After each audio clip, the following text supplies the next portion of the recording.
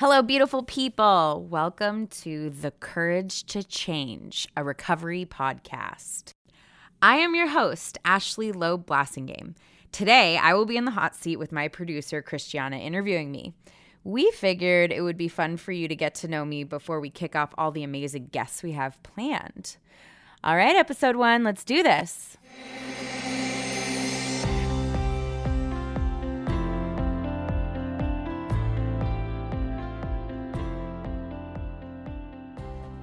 Welcome to The Courage to Change, a recovery podcast.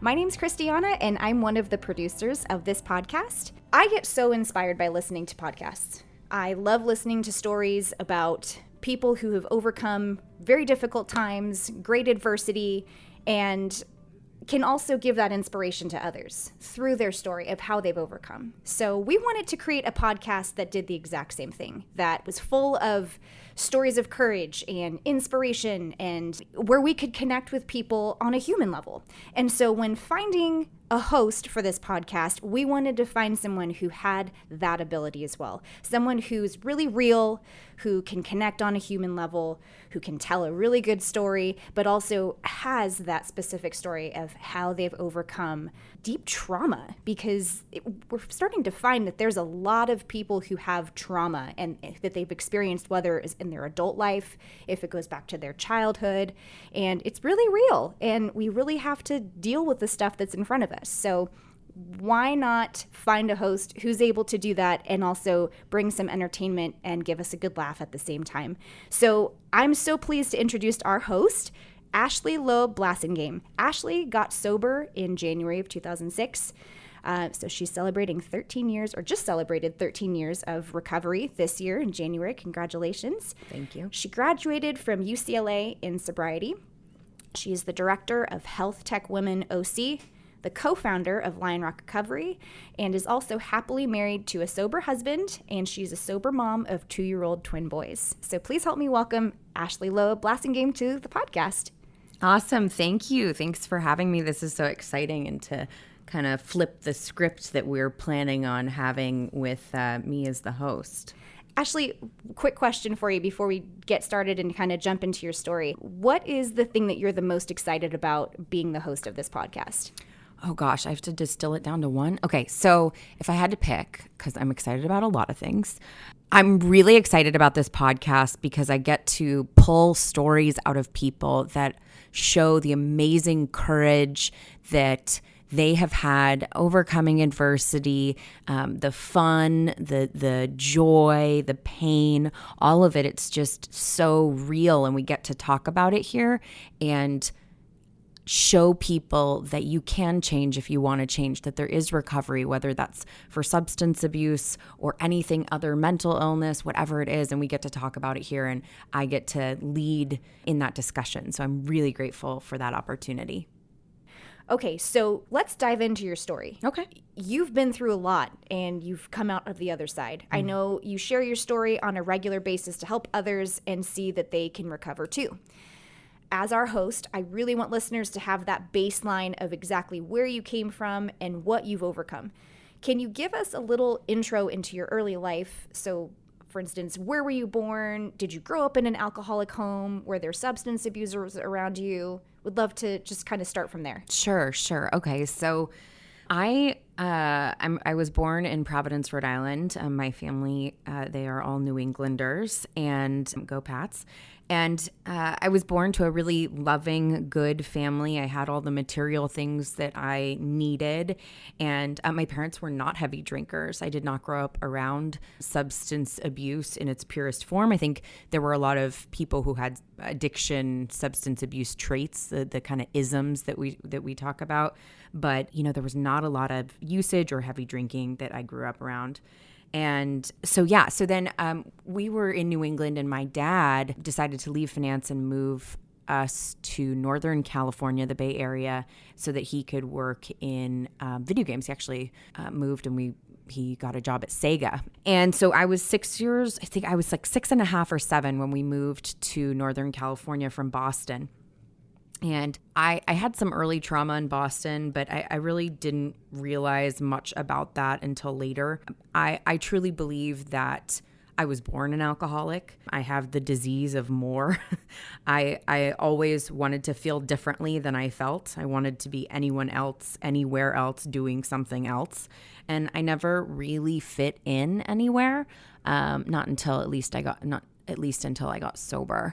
We moved to Northern California, and I was put into Catholic school. It was a really great school, but I showed up there with curly hair and a Boston accent and not being Catholic. My dad is a Jewish New Yorker, and my mom is Protestant from Rhode Island. And the culture, I just did not fit in. I was taught to ask a lot of questions and to have strong opinions, and that was really not welcomed where I was at the time. And it was pretty painful experience for me, where the alcoholism, and I want to just preface this and say that I use the term alcoholism, but that encompasses all substances for me. It's all the same, anything that is affecting me from the neck up. So that was kind of the start. Is I had this difficult transition very young and not fitting in, and that's when we started to kind of see my coping skills come out. Okay, so that sounds like a really huge transition for such a young kid. Yeah. But you're saying that wasn't the cause of your alcoholism, which is really interesting. And it speaks to the saying that says genetics load the gun and environment pulls the trigger. Exactly. So when did you actually pick up that first drink? Okay, so I had my first drink at 7 years old. I stole a beer from my parents' fridge and drank it in my closet. It took me a week to finish. And at the time we had just moved to Northern California, and we were living in Foster City in an apartment rental while our house was getting ready. And I think it was a really painful transition, and I was looking for something to feel better, which was kind of a common thread in my story. And this was something I knew I wasn't supposed to do, and therefore it had attraction to me. And I didn't drink ongoing, at that age. That was just my first drink. I remember it very vividly. I don't remember getting drunk, or I don't remember the change, but obviously there was something attractive to me. And over the years, I have memories of stealing cough syrup and drinking that as a kid, kind of elementary school era.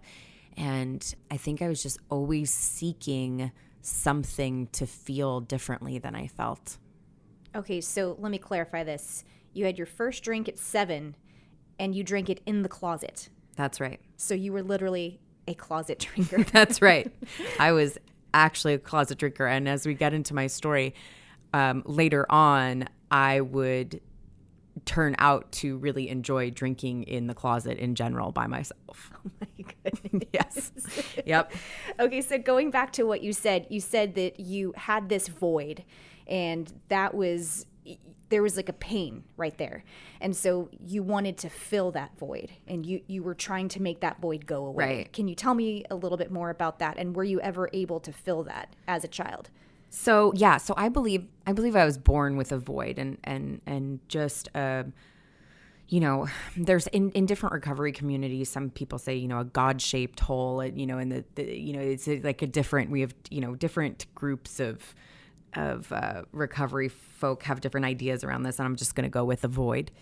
I believe I was born with this void, and it's a bottomless pit, never able to fill that void. And I tried to fill it with everything I could possibly think of, whether that was beer in the closet, cough syrup, sugar, boys, illicit drugs, whatever it was. And that void is kind of the underlying basis of my story of getting sober and figuring out how to feed that piece of me. And after the elementary school, kind of secret experimentation, I hit puberty very young, to add, insult to injury. And I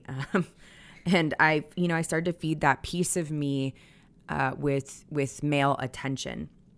And I began, smoking and drinking more. And this was kind of in the 6th to 7th grade range. And it escalated. There was more trouble at school. People people could feel what I always noticed. The adults could feel that I was out of place or socially, advancing at a rate that was not comfortable for anybody, including my own family. And that just continued. And then in middle school and probably about 8th grade, I started using cocaine with some friends who did not go to my Catholic school. And that sped things up exponentially. Did your parents have any clue that you were doing any of this stuff? Great question. So they knew something was up, but they definitely didn't know the extent. There was a lot of sneaking around and lying, and but I was always getting good grades. And, I don't know who was more focused on this, me or them.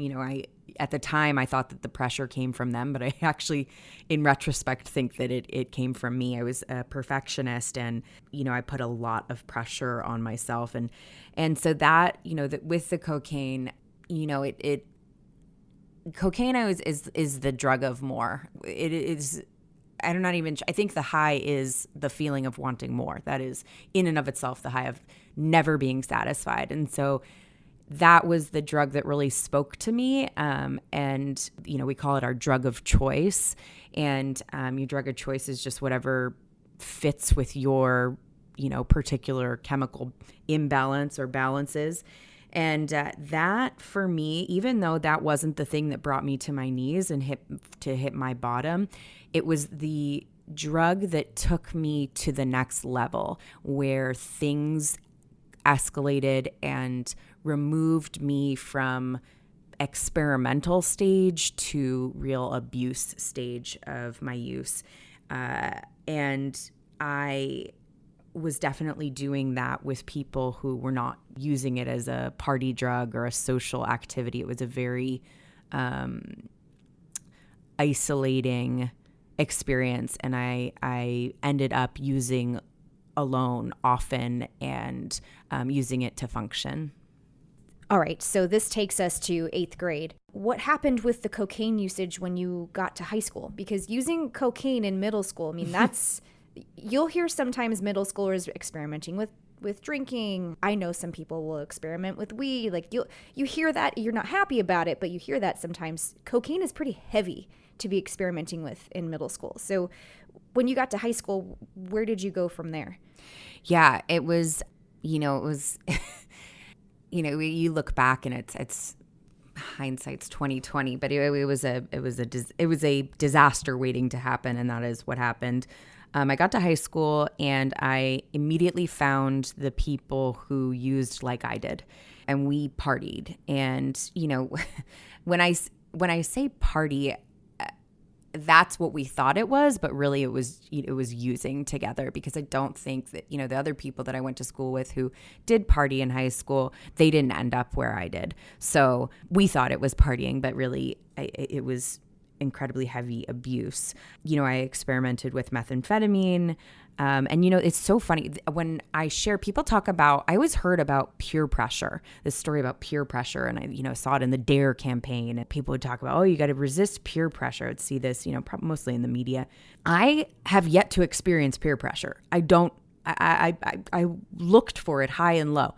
I was so motivated to hunt down these drugs. I didn't know people who sold them, and I would go and ask around and find them. I once walked probably a mile and a half to go to some drug dealer's house. And I was so motivated again to fill that void. And there was no one standing by me telling me that I should try something. It was motivated by me. So I got to high school and started increasing this usage, doing, experimenting with other drugs. And I think that I was able to keep it together and, on the outside for a little while, mostly freshman year, but it did start to really go downhill from there. So I want to kind of go back real quickly. It's really interesting that you say that you weren't under any influence from peer pressure, because not that I know of. Not that you know of, because I remember DARE campaigns whenever I was in 8th grade, and dare to say no to drugs, and right. Don't let people influence you, right. and I know I experienced peer pressure which we're not going into my story, but it's such a common thing to Right. experience peer pressure. Totally. So it's interesting that you say that you were so motivated that, and then you gave the example of walking 1.5 miles to get Yeah. drugs. Oh, yeah. And no Really one was motivated. with you, telling No, I didn't you, know where to asking find you. this stuff. You Wow. know, it was like, oh, I want to try. You know, I think with the meth, I heard that there was a drug that could make you skinny. And so I was like, well, I'm going to find that. And so that was, you know, I started asking around and people who, you know, you look like you might do drugs. You know, where do I probably offended some people in that process. But it was, you know, I've always been a very, you know, ambitious, motivated person. And what I have found is that you take whatever you had before and whatever got you to the unmanageability and the powerlessness that you found in your disease of addiction, and you bring that with you. So when you get sober, you have that too. And so, you know, people say, if you just took all the ambition that you have using and put it to something good, you'd accomplish so much, Ashley. And I was a very motivated user. I was very ambitious. I was willing to work hard to find things. It was an interesting looking back on it and looking back on hearing other people's stories of being pressured into things. I don't relate to that. Wow. So when did it become clear to everyone that there was a problem? So when you were no longer able to hide behind getting good grades, playing on all the sports teams, kind of keeping up this persona where people might not have thought that there was as deep of an issue as there was. Yeah. Yeah. So that was my veil, right? I played all sports that were offered, literally, which was, I think it was 7 or 8. And I got really good grades. I was, you know, had a position in student government, and, you know, I made it pretty on the outside so that people would theoretically leave me alone. And after 8th grade, the school that everybody was going to out of 8th grade in my class, from Catholic school, they were going to the high school, and they made you do almost like a, you know, courtesy apply. And in my courtesy apply, I wrote some explicit words. After my parents reviewed the application, I went back and wrote some explicit words so that I wouldn't get into the school, because I wanted to go to the local public school with my other friends. And so ultimately I didn't get into that school, and I did end up at the local public school. And so this was kind of that, like, there was a down, you know, it was gradual, and then it was exponential. So it was this downhill, like, okay, I don't want to go to school with these other people. I want to go to school with my friends who are smoking weed and doing drugs and partying. And those happened to be at this other place. Like, I was moving in that direction, and it could be felt. And at the 8th grade, at the end of 8th grade, that was really when my parents knew there was a problem, but they really didn't know how deep the problem was. I don't think that I think they still thought they could turn it around with parenting. And then I started to, at one point, my freshman year, I'm not sure why or how this came about, but for my sophomore year, I got moved to an alternative school, which was the coolest thing ever.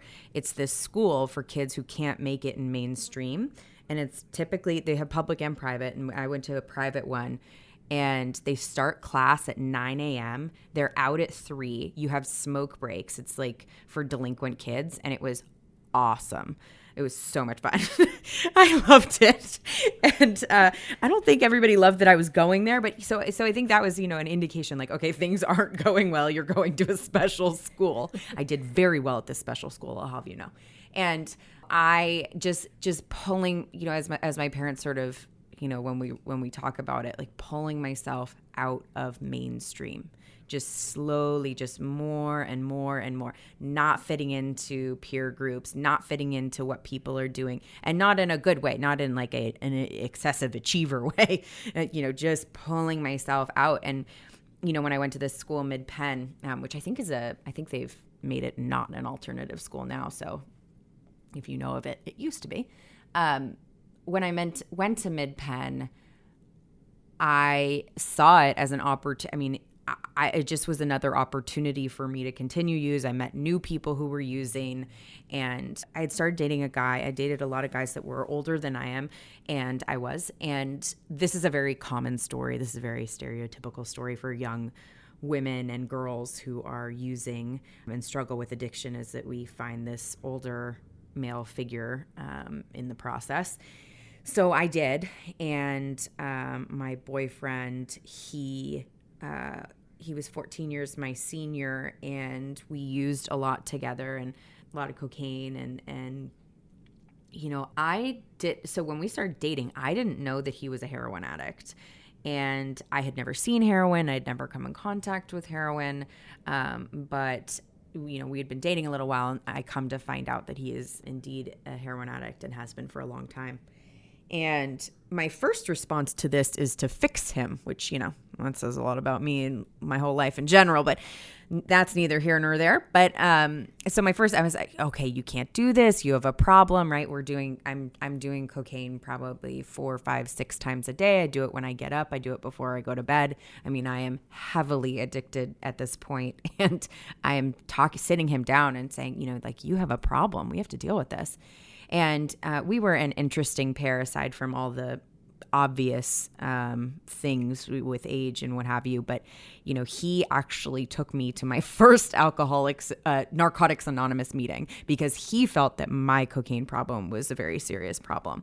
And so my first Narcotics Anonymous meeting, I went and I drank a water bottle of vodka in it because it wasn't Alcoholics Anonymous. It was Narcotics Anonymous.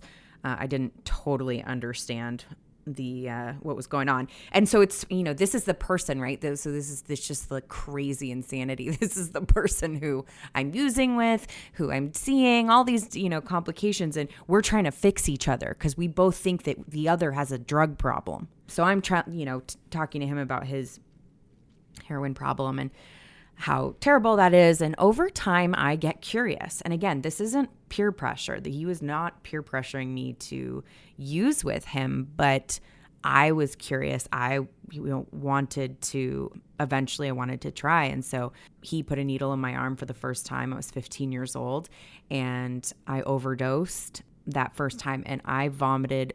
It was a terrible experience. So this experiment was just so unpleasant. I could not for the life of me figure out why anyone would do this horrible drug. Oh my God, you just throw up, you're itchy, you pass out, you vomit. It's just, oh my gosh, it's just terrible. Why would anyone do this? I mean, really, that was my reaction to my first experience with this. And it was also really scary. My little sister was there. She was involved in a lot of my story. And, I said, I'll never do that again. And of course, several months later, the curiosity came back. And I'm always looking for new ways to fill that void throughout all of this. There's always looking for new ways to fill that void. And 3 months go by as I'm getting more and more addicted to the cocaine, the effects of the cocaine that, this more drug, I call it, they're starting to wear off. They're starting not to work. The cocaine's starting not to work for me anymore. I can do it and go to sleep. I do a line before I go to sleep. I do a line when I wake up. It's not working, and we talk about this a lot in recovery. The drugs were the solution to the problem. The drugs and the alcohol are the solution to the problem, but then they become the problem. And this is this invisible line you cross. And I crossed it pretty young, but I did cross it. And the cocaine was now no longer making me feel different. It was just, part of what I did. And so the curiosity about the heroin came back, and I thought, okay, well, maybe I did too much. I want to try it again, but I want to do less. I want to do a little, make it so that I won't overdose, and maybe I'll have a different experience. And that was kind of my exponential downhill spiral started there. From that point to my first treatment center it was a rapid descent, and it started with the use of, IV heroin. Wow. So IV heroin. So you were using needles. Yes. From a young age. You were 15, to clarify? Yes.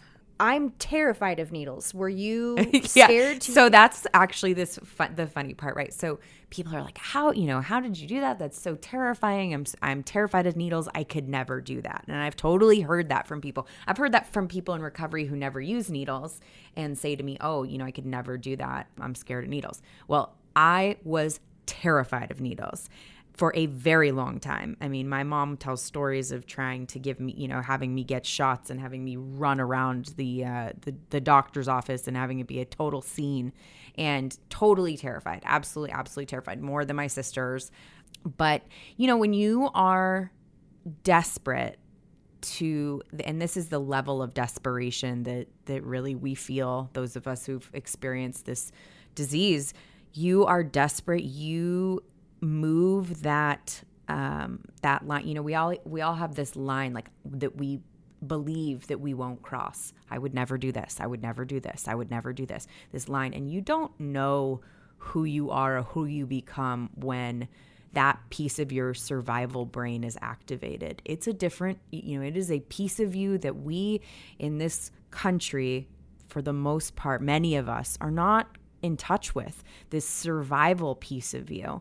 And that was the piece of me that I was operating on. And so when my survival was threatened, needles didn't seem so bad, because the feelings, the void that I had was worse. It was more painful than the thought of needles, which terrified me. And so I crossed that line. Wow, that's really interesting that you said that, because there's that saying that says that you'll move forward, or help me out with this saying, because I'm totally going to mess it up, but you'll change when the pain of staying the same is greater than the pain of change. Exactly. Yeah. And that actually applied in a negative way. Right. The pain of staying the same, of not using the needles, was too big for me, because the other things I was doing had stopped working. And this is the story of addiction, of alcoholism. This is the story. It stops working. I always talk to people about this. Like, that you've hit your bottom when you cannot live with it and you cannot live without it. That's how you know. When you feel that, you are coming to the end. You are circling the drain. You cannot live with it and you cannot live without it. You can't imagine in either direction. And it's very, very painful. And that's really where we get to that place of just being out of options. Thank you so much for saying that. That's very eye-opening. It's something that I actually never thought about either in regards to kind of coming to the end of yourself. So want to go back for a second. I'm so curious, because you said this boyfriend of yours, he was 14 years your senior? Yeah. And yeah. You were a 15-year-old child. I was. Okay, so the question that I think everybody would want to know. I know it. What did your family think about this guy? I know. Did you My bring him poor around? Parents. Yeah. So, oh man, my parents are going to kill me for this being out there. But sorry, Mom, Dad.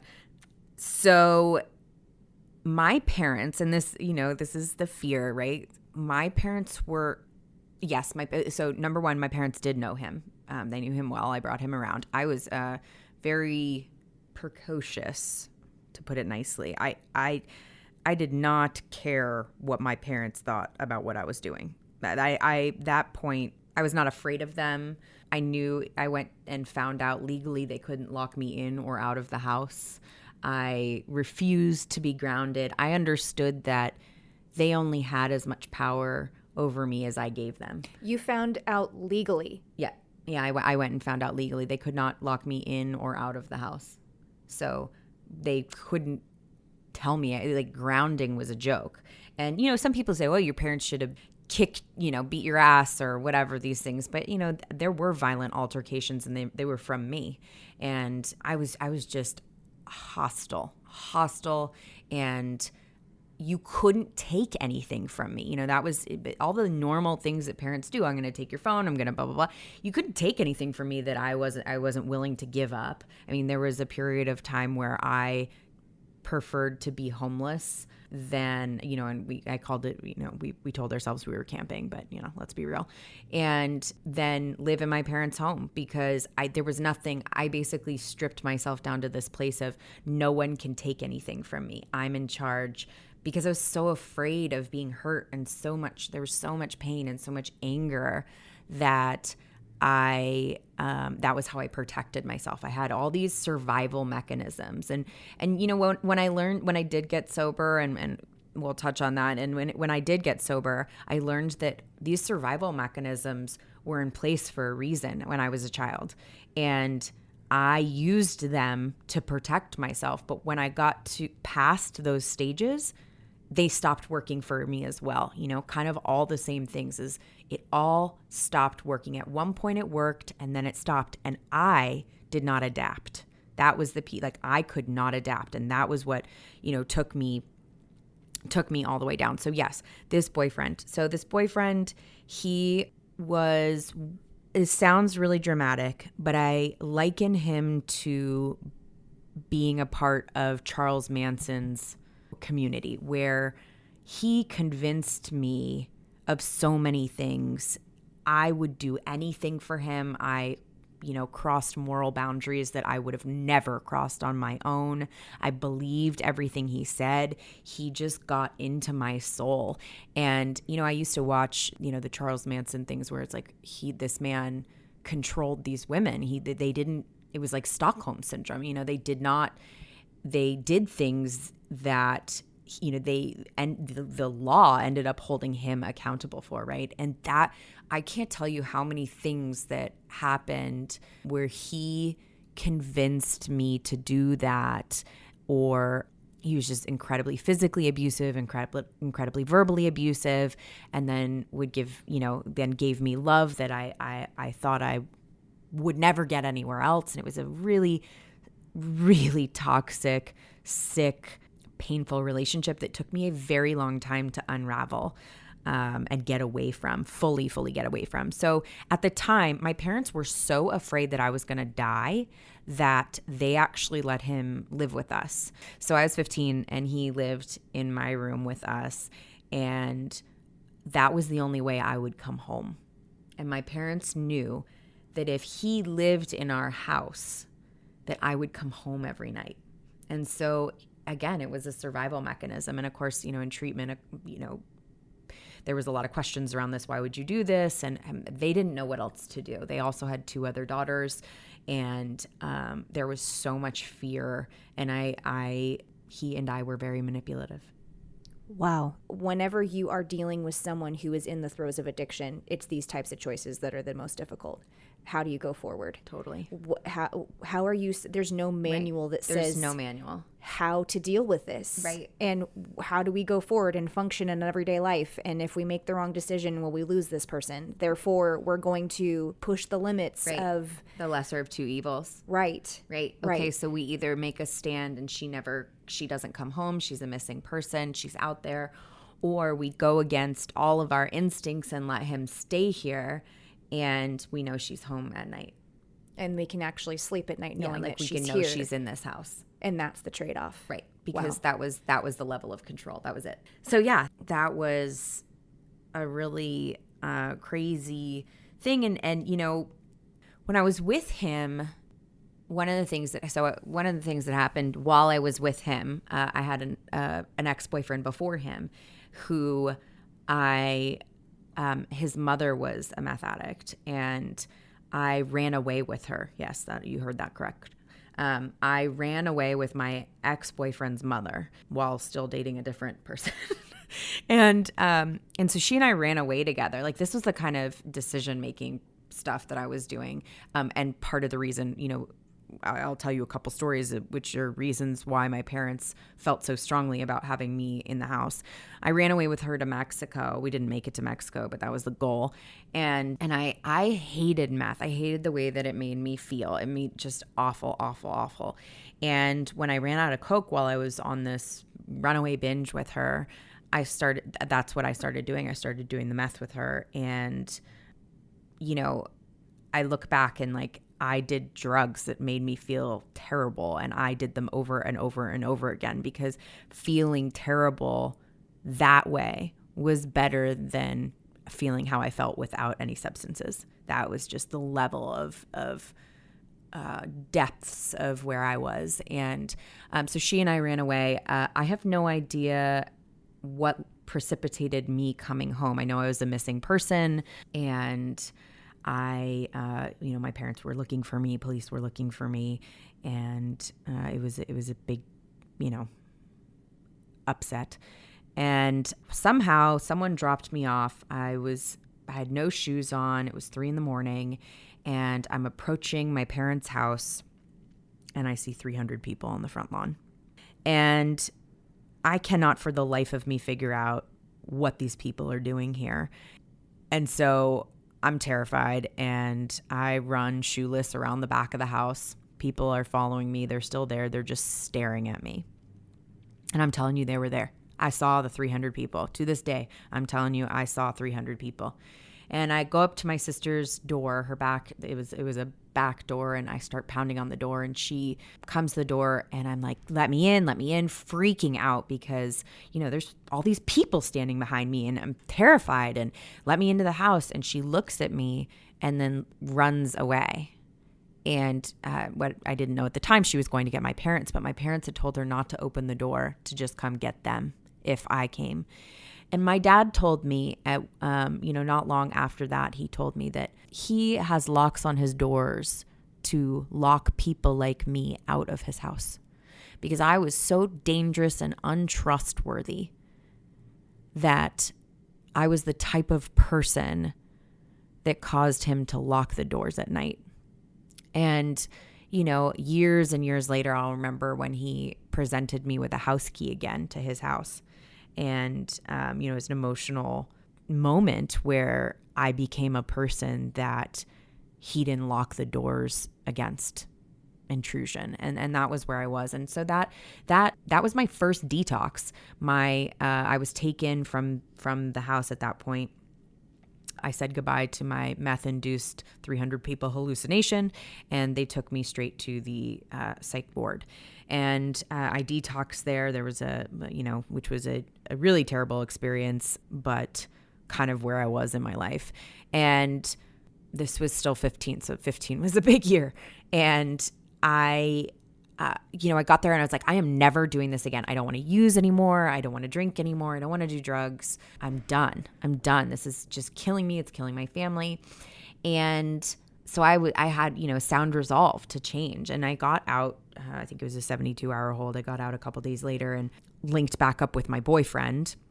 He and I went to an Avril Lavigne concert. I could not for the life of me tell you why. I wasn't an Avril Lavigne listener. Just a bizarre, these things in my story were like, how did that even come to be? But that did happen in San Jose. And at the time, San Jose was not a hip, slick, and cool place. It was a really, downtown San Jose was a dangerous place. It was certainly not a place for a 15-year-old girl at night. And we met these guys at this concert. They were just following us and talking to us. And when the concert ended, they followed us out and we were all walking to the parking lot and I had to go to the bathroom. And so my boyfriend found a bar where I could go to the bathroom. So I went into the bar and these two guys followed us in there. And I went to the bathroom and one of the guys followed me into the bathroom and was talking to me. And he was telling me that my boyfriend was going to leave and he was going to leave me. And I just, manipulation. And the other guy was out apparently in the bar telling my boyfriend that I was hooking up with this guy in the bathroom. So my boyfriend got really upset and he left the bar. And so I came out and the two guys were like, yeah, he left you. And I had 72 hours earlier, I'd been in a psych hospital, had this meth detox. I'd been in so much trouble. I had this resolve. I wasn't going to drink. I was going to turn a new leaf. And in that moment, I had all those feelings. So all those feelings came up. I didn't have the tools to deal. I didn't have the tools to be sober. I didn't have the tools not to use drugs and alcohol. I had no idea how to deal with life at all. And so I did what alcoholics do. And I was handed a drink by one of these guys. And, I don't know if something was in it or what the deal was. But I know that's all I remember. The next thing I remember is being helped into the back of a truck, kind of the cab area behind the two seats, the type of truck where there, pickup truck where there wasn't a seat in the back and there's that little space. And so I was put in that space and I remember that. And then I don't remember anything else until what I come to the next day. And I don't know how I knew that they were using meth, but that is something that I did know. I woke up the next day in a bed in a house I didn't know, and all my stuff was gone. No shoes, because apparently that's that in the closet are, my signature moves. And I heard a woman upstairs scream, "Oh my God, she's awake." And I did not wait to find out what that meant.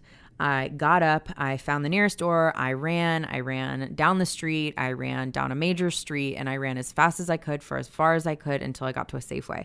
And I walked into the Safeway, these poor people working at the Safeway. Oh my gosh, if you're listening, I'm really sorry. I walk into this Safeway and I'm like, I don't know where I am. I woke up in a house this morning. My name is Ashley. Can you help me? And I'm like, I'm barefoot. And these poor people working there, like, oh my God, what's happened, right? I'm just traumatizing people I don't even know. And so I could only remember one phone number, and it was the phone number of a girl I went to middle school with years earlier who I hadn't spoken to in years. And it was her, landline. It was her personal landline. And I called her and I said, "Allie, this is Ashley.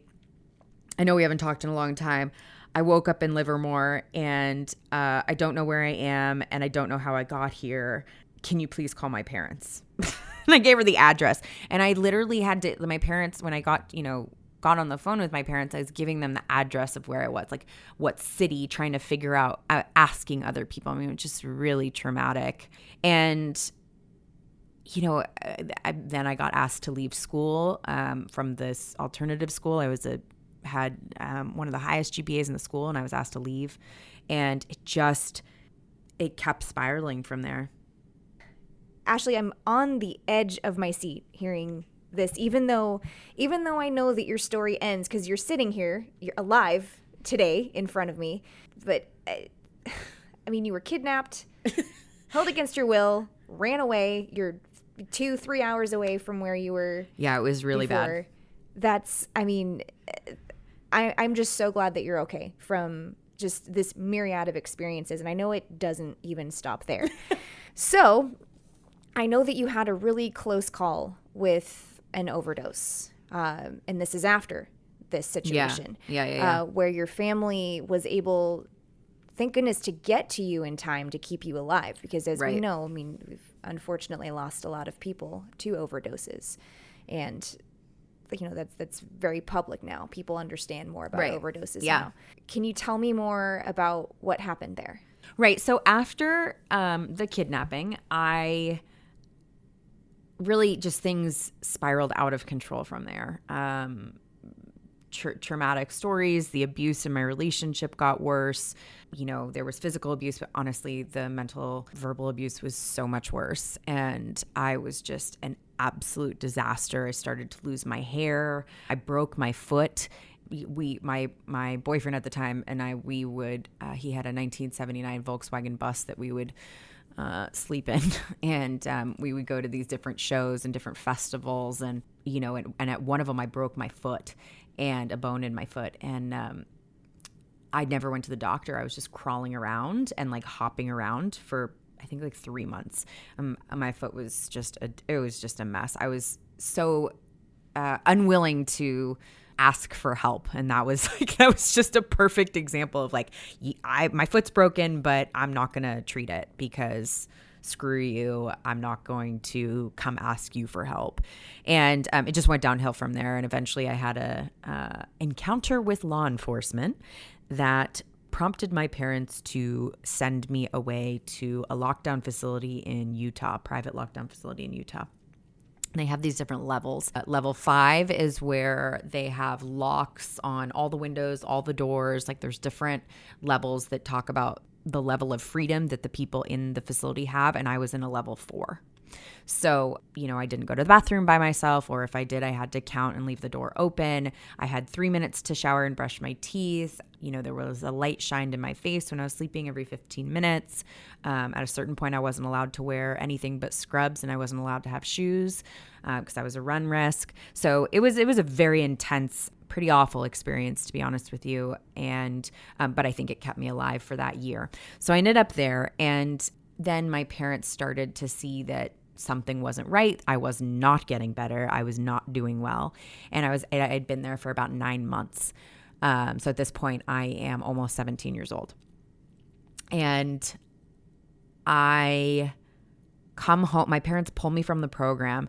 And again, so I'm thrown back into my life. Now I have no friends in the area because I've been gone for a long time. I've been off the map. And my parents have turned my bedroom into a sitting room because it was so painful just to like leave my bedroom the way that it was, that it was clear I was not going to come home. They packed up my stuff. I mean, I was 17 years old and that was it. It was a physical, like, you do not belong here. You're not coming back here.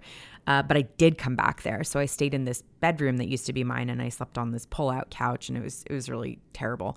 And I don't remember. I was home for several months, and there were some really dramatic crazy stories, events. And at the end of it, I don't remember getting heroin. I don't remember getting needles. I don't remember getting anything. I don't even remember making the decision to do heroin again. But I had been drinking. I had come home and started drinking in my closet, obviously, preferred location. And I was, experimenting with quote unquote drinking like a normal person. This was my idea of drinking like a normal person, wine in a closet. And so I don't know what happened, to tell you the truth, other than I woke up from an overdose, and with the paramedics pounding on my chest, with Narcan in my arm, they had cut my shirt off.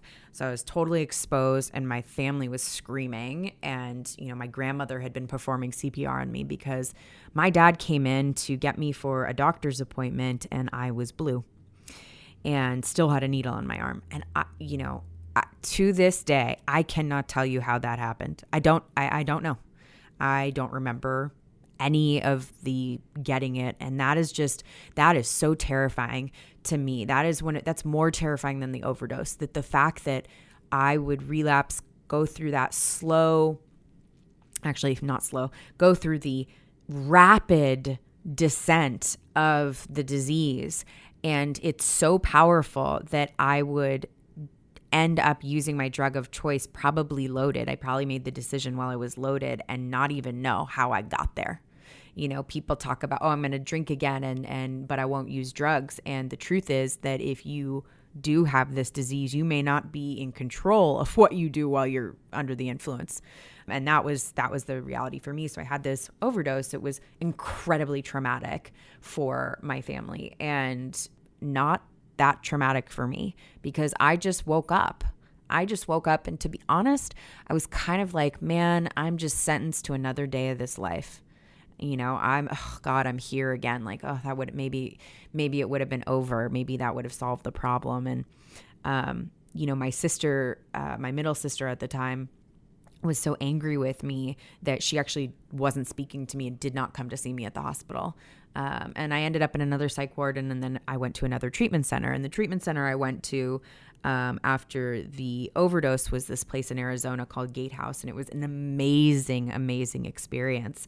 I was 17 and living in this community of young adults learning how to be sober, and I was, taught how to be in a 12-step program, taught how to cook and clean, and all of these life skills that I had completely skipped because I had been using in my life. Everything had been so life and death that when I got to treatment, for me, learning how recovery has been about learning how to live like a normal adult. I had no life skills, like real, true life skills. I mean, some of the things I did in sobriety, trying to get these life skills, are just horrifically embarrassing and funny.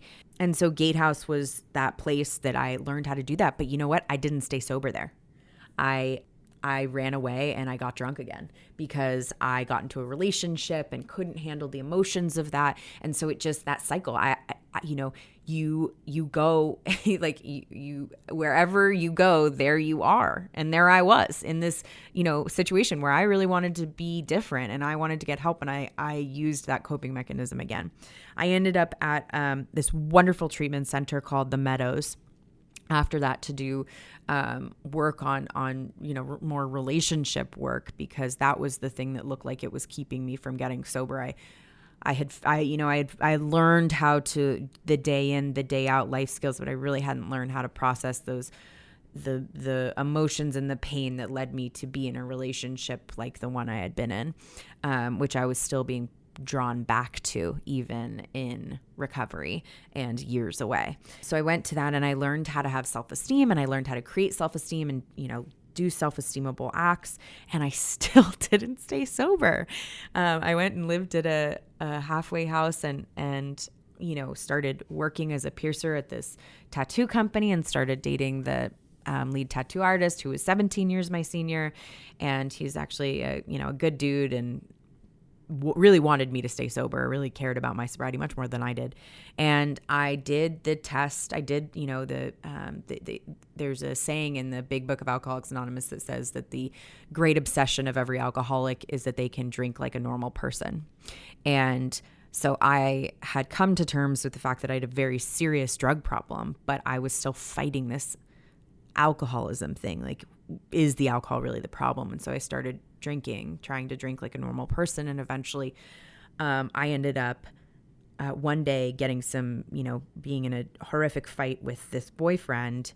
And I was living in Prescott, Arizona. And I got in my car, in my Jetta, and I drove to a part of Phoenix that at the time was basically the Skid Row of Phoenix, a street called Van Buren. And there was a trailer park there. And I went around knocking on all the doors of, the people in this trailer park. And I'm sure that they were as confused and shocked about this whole thing as you are. And here I am just going around knocking on the doors. And I finally did find someone with heroin because that's what I was asking for. But they only had used syringes. And it was a time of day where I was not going to be able to get syringes. I didn't know the area. I felt like this was my only option. And I had that desperation of that void and those feelings, and I could not deal with them. So I used junkie folklore of pumping through, using Clorox and pumping through the syringes 10 times and, said a little prayer and hoped it worked. And so I also was trying not to overdose in this situation. And so I shot up probably about 25 times total in each arm, small shots of heroin so that I wouldn't overdose. I was trying to pace myself. And what ended up happening is I lost my vision and my hearing for a period of time, which was really terrifying. And being in this place I didn't know, with people I didn't know. And then I blacked out and woke up, what would have been hours later back in Prescott, which is 2 hours north of Phoenix, with two guys in my house that I didn't know who they were or how they got there. My car was gone and my boyfriend was banging on the door getting in, and I was in a fight with one of the guys because he had taken the heroin from me. And I was fighting with him because I could no longer give myself drugs. My arms were frozen and bent out in front of me. I had infected all the veins in my arms, and it was incredibly painful to move them. I could not move them. And so, this was where this was my bottom, so to speak. I had rendered myself incapable of giving myself any more substances. I was completely incapable. I was reliant on another human being to get me high. And there was just no other way to show me so deeply and painfully that it was no longer working, this was just not working. And my boyfriend called my mom, and my mom flew in, and I was in the hospital. And, my mom, who doesn't cry very often, sat next to the bed, and I'll, never forget this. And she looked at me and she started crying and said, "Are you going to make me bury you?" And, she had said things like that. People had said things like this to me for so many years, but I was so tired of, that was the overwhelming feeling of just being tired, as we say, sick and tired of being sick and tired. And I just was like, I'm not dying. I'm living in this horrible purgatory, and I don't want to do this anymore. I just don't want to live like this anymore. I'm killing everybody else. I'm killing myself, but I'm not even dying. It's just torture. And so that was kind of the change for me. And after that, I knew what to do, how to get sober from all of the treatment I had been through. And so that was when I started to put that into place. There aren't even words I was already on the edge of my seat hearing about your overdose and hearing about everything that brought you up to that point. And then it seemed like, kind of circling back to what you said towards the beginning of the interview, that it was that relationship. It was the toxic relationship that then triggered out of nowhere you to go searching for heroin, and then that desperation where you would knock on someone's door who you didn't even know, use a dirty needle that you cleaned with chlorine. I mean, it's just absolutely heartbreaking to hear everything that you went through and just the level of desperation that you were at as a human being. I mean, this must have been really tough on your family. Yeah, it was horrible for my family. I mean, I am part of my recovery as being a living amends. There's not a sorry or an amend verbally that I can make to my family for what I have put them through. But every day when I wake up clean and sober and I function and give back as a clean and sober adult and a productive member of society, I am saying I am making amends for what I have done, and what happened in my family. They're the best. They have supported me, and eventually I got my relationship back with my sister, and my relationship is wonderful with my parents, and they learned in this process, they had to learn about the disease of addiction, and it's painful. It is a devastating disease to the person experiencing it and the families. So Ashley, can you talk to us about getting sober and your journey into recovery? Yes, absolutely. So I left Prescott, Arizona on September 1st, 2006. When I say left, I mean run away. I called my dad and was like, I have to get out of here. I am not going to survive and stay sober. I just knew I wasn't going to be able to stay sober there. And I packed up my 3-bedroom house. God bless Arizona. It's cheap as dirt. And I moved in with a friend who I'd met through that tattoo artist boyfriend who I knew was sober in Laguna Hills. And my dad and I drove a U-Haul truck with my Rottweiler tattoo and with all my stuff. And then I drove my Jetta in front of him, and the Jetta's engine blew on the way to California from Arizona.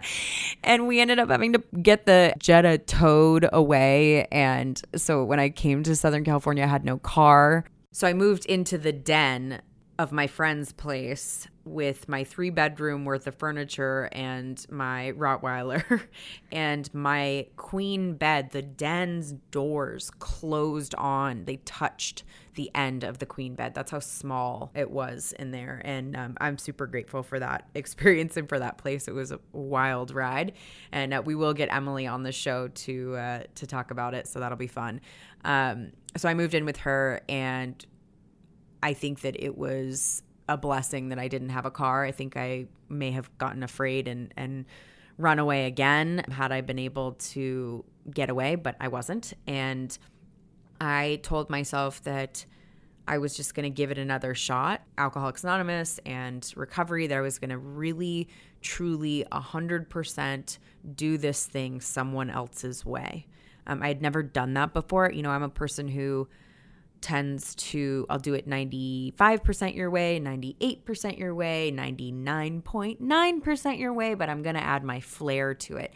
And I needed to do it 100% somebody else's way in order to really get the recovery that I ended up having and do have now. And Emily took me to my first Southern California Alcoholics Anonymous meeting, and oh my gosh, it was spectacular.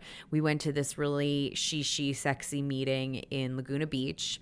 It was September 1st, 2006, and a meeting called the Talk Show Meeting, where they interview someone. It's an interview format, and they have a raffle, and it's really, really funny, really fun, a lot like a late show format. And so this is my first meeting, and I got a commitment there, and actually I met my husband there. I didn't know he was going to be my husband, but he had a commitment there, and at the time we both had, he was in a relationship and with a lovely woman, and we didn't end up seeing each other then, but I that was the first time I met him. And the women and the people of Alcoholics Anonymous just loved me until I could love myself. They opened up their arms, and I was really intimidated coming into Orange County and all these beautiful people. And oh my gosh, how was I gonna, was it gonna be, my experience had been women were really competitive and backstabbing. And I just had this totally different experience where they just invited me. We had so much fun. I was 19 years old, and I hadn't finished high school. I had no idea what I was going to do with my life. I had been a piercer in Prescott for, the years preceding. So that was like my way. That was my occupation. And I got here and I started to dream again, and I started to see that things could be different, and just felt like I was in the right place. I went to meetings. I went to conventions, young people's conventions, dinners, bowling. We went to raves, and a sober group of us would go to raves. And for my 21st birthday in sobriety, I took a bunch of my friends and we jumped out of a plane, and it was fun. We had so much fun. We stayed out late, and people didn't know that we were sober because we were partying. We were doing all the things. We were having so much fun and just so alive. It was such a beautiful time in my life. It was hard. There were a lot of hard things. There was a lot of 19-year-old related drama with boys and friends and who said what, but all the normal stuff. And I grew as a person, and I started in community college studying political science and kind of got back on my feet and, moving in a direction of where I had always truly wanted to go. And my dream was to go to UCLA. I didn't really see that as a possibility at the time, but I just started trucking along in community college, and, got jobs and went to meetings and took care of myself and learned how to be sober. It was a tremendous, tremendous experience and time in my life. And I attribute that to creating the foundation of my sobriety. One thing I do want to address, that in the first few years of my recovery, when I was building that foundation, I still grappled with the thought that maybe I wasn't an alcoholic.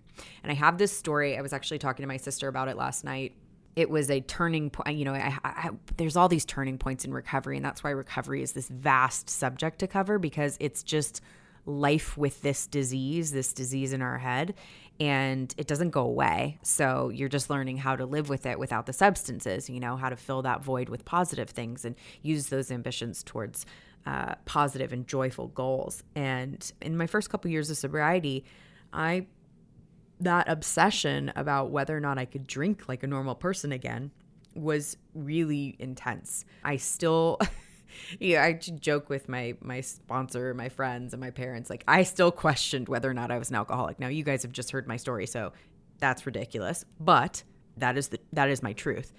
And I made the commitment to myself that I would not drink until I was 100% sure one way or the other whether or not I was an alcoholic. So I was going to stay sober during that time while I was figuring it out. And one day, my youngest sister came to visit me, Tori, and we were talking, and she was telling me a story. She was in young high school, maybe 14.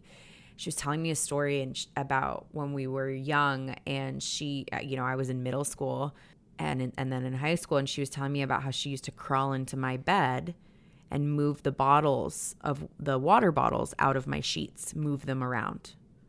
And this was just in passing conversation. Oh, I would get in your bed and I would move the bottles out of the way.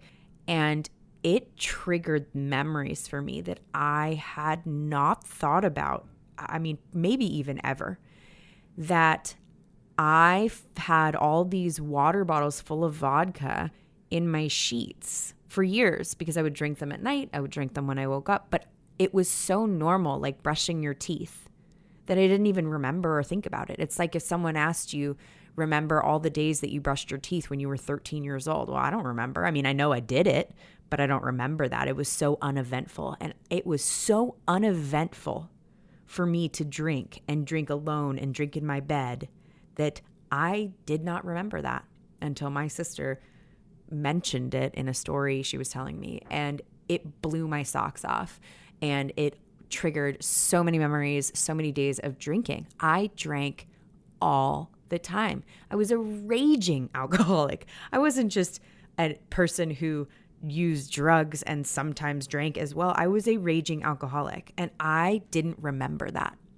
As a result of this conversation, I obviously ended up staying sober. I made the decision to continue to stay sober. And that turning point of admitting to my innermost self that I was an alcoholic really changed the game for me, because there were no back doors. There were no trap doors. There were no ways out of this anymore. I knew it was all the same thing. And I knew that in my innermost soul. And it changed my recovery. It changed the questions in my head. That's incredible to hear, that you still struggled with whether or not you were an alcoholic after everything Crazy, that right? you've been Crazy. through. I know. And I think you're right. I think hindsight's 2020. So it's easy for myself and for our listeners to say, oh, of course you were. Right. You know, we're literally listening to all this. And, Right. and Like I'm laying it out. So it's obvious now, but at the time, not so much. Right. So I think what that says, absolutely to me at least, is this disease is a disease, and it's very powerful.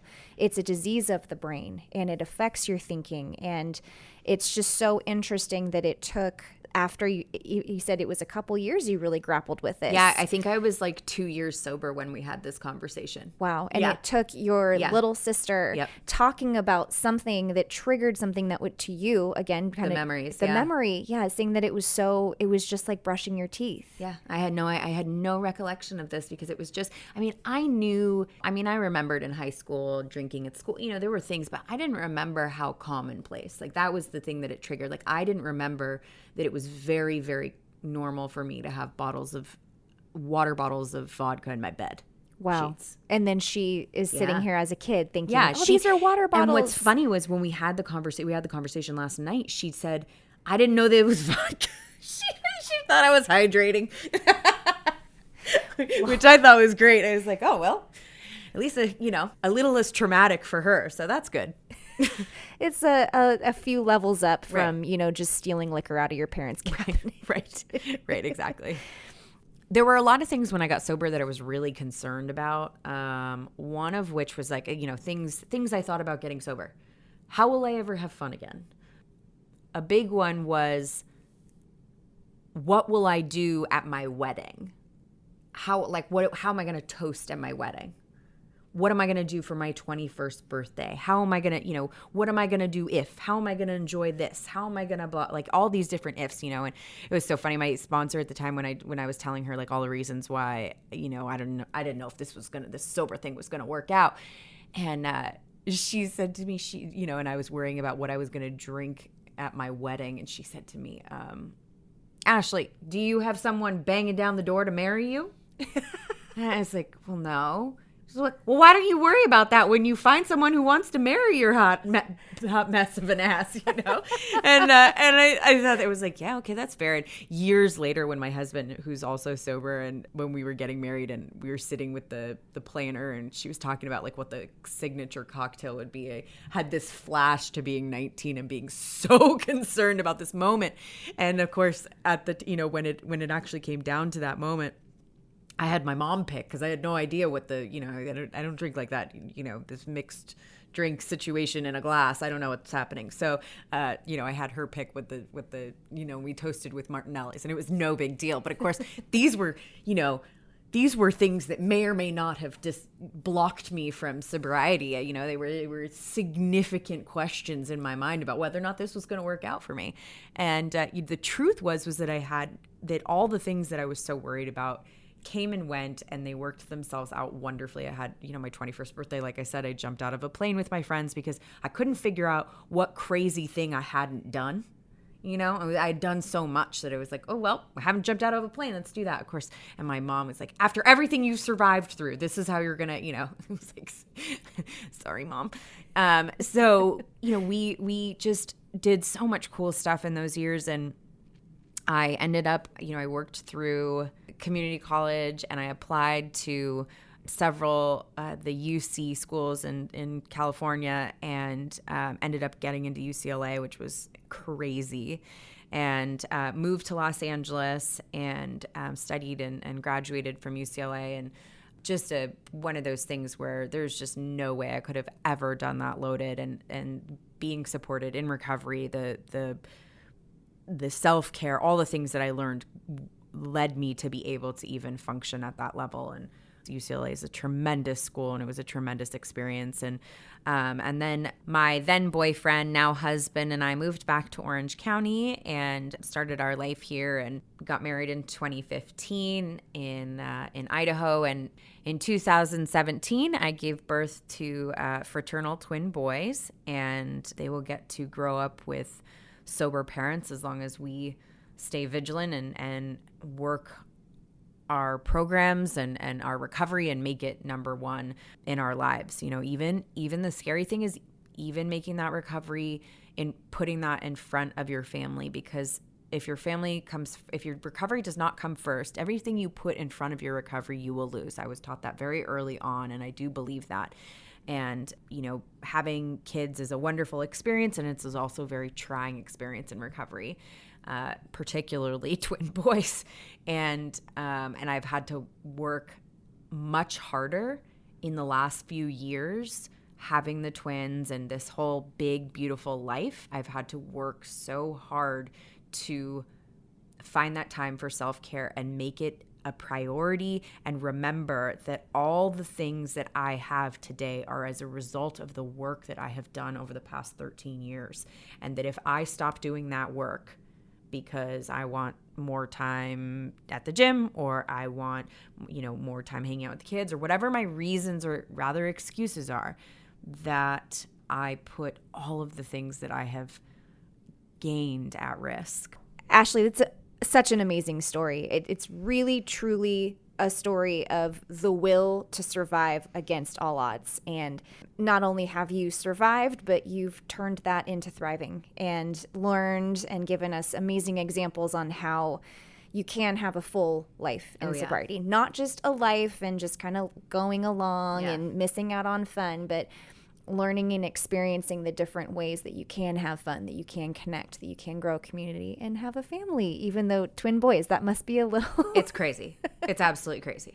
So you've gone from one chaos to another. It's like a circus at my house. I have a South African Mastiff, a Borbal, and the poor guy, he's like, what happened here? Like, we were all doing fine, and then you brought home these twins, and it's just crazy. It's so good, and it's so wonderful, and it's terrifying, and I feel great about the fact that my kids are going to grow up with sober parents, and I also feel terrified that they are going to have the genetics, and I have to stay right where my feet are. I have to remind, where are my feet? They're right here. They're recording this podcast. That's what's happening. Stay in the present moment, and if I can do that, then I stay in the joy of life. And the moment I move away from that, I am now in the fear. Right. Similar to what you were saying about when you were first getting sober and you were concerned about what you were going to do at your wedding. Totally ridiculous. Absolutely. No one wanted to marry me. I don't know what I was worried about. And all the things I worried about getting sober, it's so funny because I was so worried about having fun in sobriety, or doing, getting married, or doing all these things, none of which were on the table when I was using at all. I wasn't having fun. I wasn't, gonna get married. I wasn't gonna make it to my 21st birthday. All these crazy, but that's the disease. It's the only disease that tells you don't have a disease. And it's one of those things you cannot fight alone, because you will convince yourself. We have a built-in forgetter. We forget the pain, and we relive it over and over and over again. And it's not until you're in a community of people who understand and you do the intense work that you're able to get out of that cycle, to stop the cycle for you and your family. Absolutely. That's such a great point. I want to just ask you one more thing before we end this podcast. If there's someone out there who's listening who is struggling, maybe they're struggling with whether or not they are an alcoholic. Maybe they're struggling with the same questions that you were asking yourself. Right. Maybe they're asking themselves. Can you give someone just a piece of wisdom on, if they are struggling, what could a good first step be? So a good first step is to reach out to somebody who knows how to be in recovery, someone who's done it, someone who knows how to do it. So find someone, whether that's a community, Alcoholics Anonymous, a 12-step program, Smart Recovery, a treatment center. Call and talk to someone who knows and understands what you're going through. That will be the first step. Being honest about that, hearing the advice and the path of other people, listening to the stories and what other people did to change. You cannot fix your broken brain with your broken brain. If it's just you helping you, sorry, but you're screwed. So you got to find other people who know how to move through the things that you are dealing with, who've done it, who've walked the path before you. Find those people, ask them how they did it, and do what they did. Do it 100%. If you want what they have, do what they did. Do what they do. I am personally, this is not a pitch for Alcoholics Anonymous, but I am personally a member of Alcoholics Anonymous, and the people there have embraced me and helped me through trying times. And if you're concerned about the God aspect, which is a huge stumbling block for many people, I totally get that. It was for me as well. And I just ignored it. Literally just ignored it. And I just made God group of drunks or good orderly direction. And I prayed to good orderly direction or group of drunks. And that was my higher power. And that was the best I could do. So you don't have to be religious in order to participate in 12-step programs. I know that's a common feeling that people have, and it's just that hasn't been my experience. If you feel like you need treatment, reach out to somebody. There's so many amazing treatment centers. Reach out, call, ask for help. Ashley, that's such great wisdom. Thank you so much. Guys, this is Ashley Loeb Blassingame. She is your podcast host for The Courage to Change, a recovery podcast. We're so excited. I'm so excited too. Wait. I'm just sitting here trying to get this information pulled out of you, but you're honestly, the way that you connect with people and just the stories that can come out of it, and also just how deep you go in addressing real things, but in such a human way. I just cannot wait for this podcast just to keep getting published and every other week for these stories to keep coming out. Guys, you've got to tune in, subscribe to this podcast, tell your friends about it.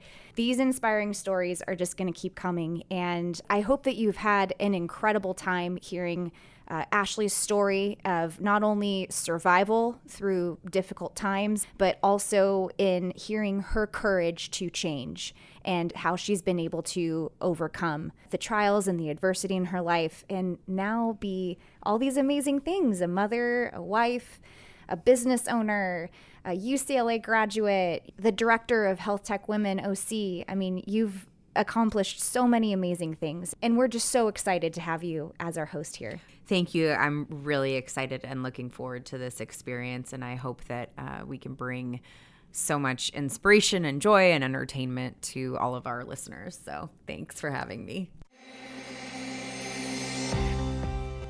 The Courage to Change, a recovery podcast, would like to thank our sponsor, Lionrock Recovery, for their support. Lionrock Recovery provides online substance abuse counseling where you can get help from the privacy of your own home. For more information, visit www.lionrockrecovery.com/podcast. Subscribe and join our podcast community to hear amazing stories of courage and transformation bi-weekly.